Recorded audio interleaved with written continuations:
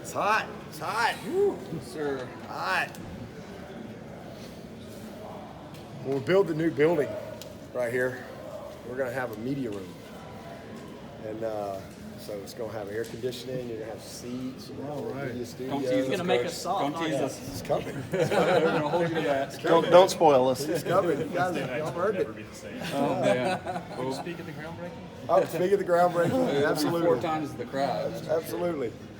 Absolutely. All right. So, Wednesday. any injuries to speak of, and will Amari be able to suit up Saturday? No injuries. Everybody's in a good spot, and Amari's look good. So I'm hopeful. Why has he been able to come back so fast? DNA, I guess. Work ethic and DNA. I mean, he's just grinding, and he's surprised all of us. But he's really just unbelievably motivated, I think, and driven, and has just put the work in. Above and beyond guy, and then again, it's just his DNA, I guess, his body. Everybody responds differently. But I mean, we've had guys come back quicker than him. You remember when Chad Kelly and I believe it was Sam Cooper? Yeah. They got hurt on the last day. They got hurt on the spring game and played against Georgia, which was amazing. But so it's been a little bit longer than that, probably a month longer. But he's just worked hard and his body's responded. That's all I can say. He's done a great job. He looks good. He's really close. Coach, Saturday is IPTAY Day. How important is IPTAY to the success of this program? I mean, we're not here without IPTAY. IPTAY provides everything: scholarships, academic services, they support facilities, everything. The band, you name it. I mean, they everything goes through IPTAY, and just an unbelievable organization, incredibly generous people. Who are members of IPTAY. I mean, it's just amazing. I don't know, maybe we've got 18,000 members of IPTAY, and there's probably 100-something thousand alumni. So that's 18,000 people swinging a big stick, and not all of them are graduates. It's people who love Clemson and support this program with great generosity. But everything flows through IPTAY. It was a hot August. It's been a hot start to September. Is that helpful in a game that's 3:30, probably going to be over 100 degrees on the field Saturday? And then how do you make sure guys are hydrated before they even go out there? Yeah, it's definitely helpful. I mean, as opposed to being in Maine, I assume it's cool in Maine. I don't really know. I've never been to Maine, but I'm assuming it's cooler in Maine. And then having to maybe come down here and play, the fact that this is just our normal climate, and to being able to practice in it certainly helps you to simulate the game environment.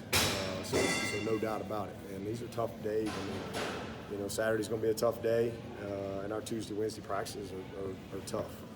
And that's part of, really kind of growing our team right now and teaching our team how to practice on Tuesdays and Wednesdays, how to strain. Again, we got 80 freshmen and sophomores, 40 first-year guys that haven't been through a game week. A true game week. So learning how to practice, learning how to strain on Tuesday, Wednesdays.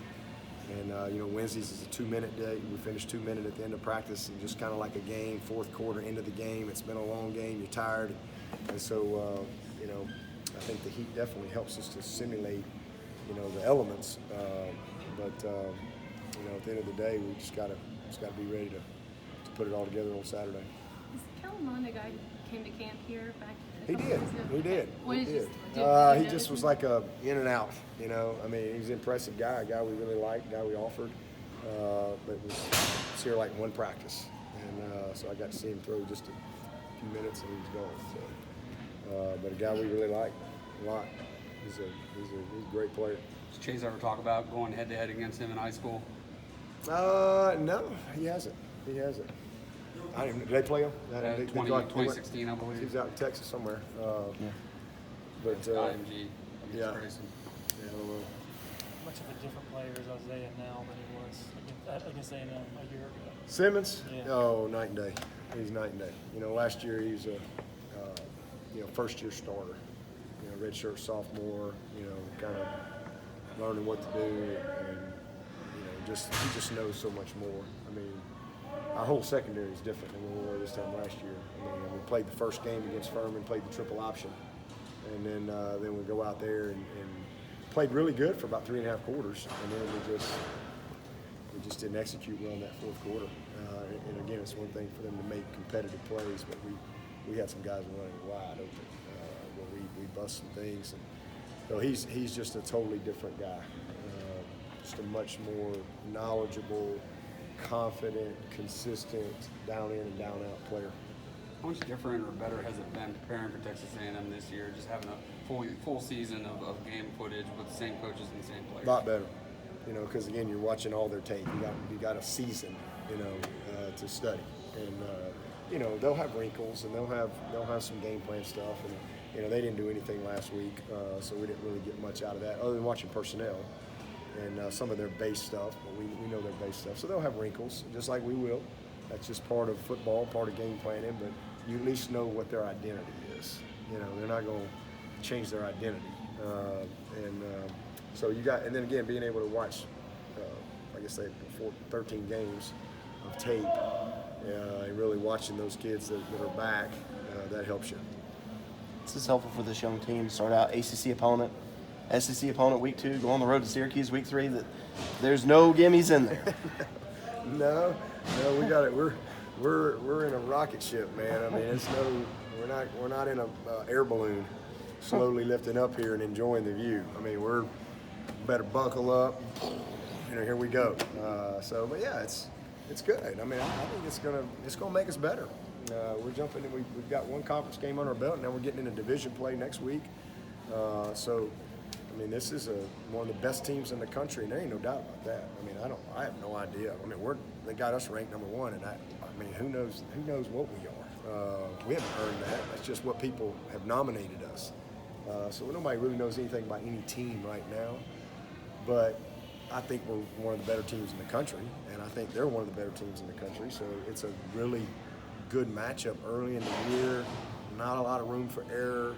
And again, you can lose these games. I mean, it's not like this is a hard game. I mean, there's a few plays can decide this game, and so, but that's okay. It's okay.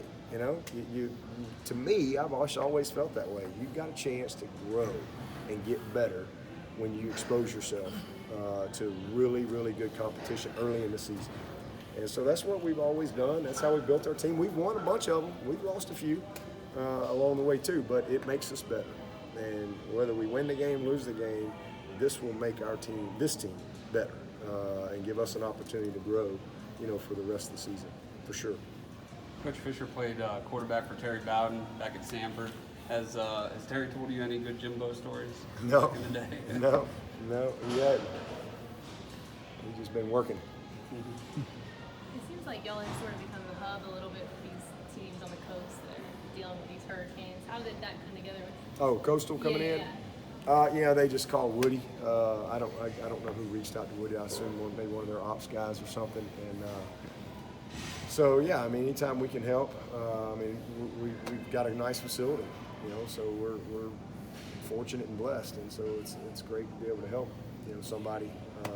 They're going to be. I think they're at the Embassy Suites there in Greenville for like 2 weeks. I mean, they're going to go play Kansas, and then they're leaving part of the team there, and then coming back and still going to be there until I guess everything clears up or whatever they can go back. But that's tough on them, and so we're just glad that we can help them. And had a chance to went out. They were here late last night. I went out there about 10 o'clock last night and visited with Coach and several of their coaches, and they're excited about going out to Kansas and taking on the Jayhawks. Given how much time he missed with Davis Allen, how remarkable is it that he looks comfortable? Yeah, that's impressive. It's impressive because, again, y'all heard me say many times, that tight end position is one of the hardest ones. And usually what happens is guys get bogged down with just so much stuff that they play slow and they play tentative and not as physical. And he mentally is sharp. And so that's a credit to him because, and I always say that, just because you're not repping doesn't mean you can't mentally rep.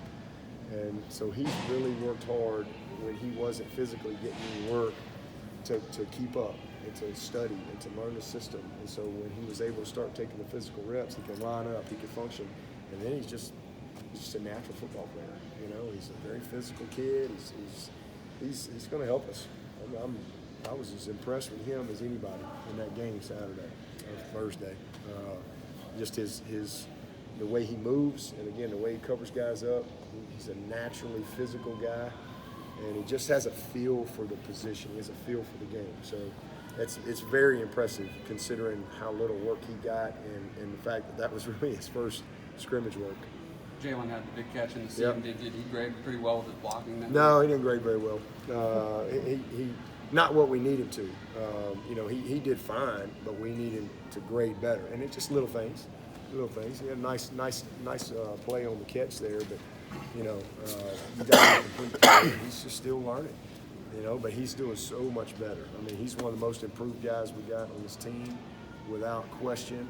But just the putting it all together, and really not just understand, okay, this is what I'm doing, but really understand why you're doing it that way. That's where he's got to continue to grow. And just little things, little minuses, that he's got to fight for to grade better. His effort was excellent, and he had some production, but the performance, the winning performance, that's what we got to get that. We had a bunch of guys. I mean, we were probably only about 60-something% on offense and defense, winning performances.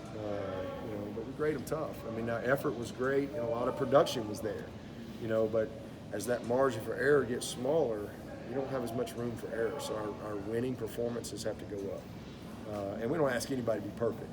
A lot of the guys' winning performances is 75% at certain positions. Quarterback, it's 90. Receiver, it's 85.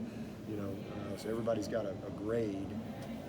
So nobody's gonna be perfect. There's room for error there from a performance standpoint, but we just got to have more guys meeting the standard.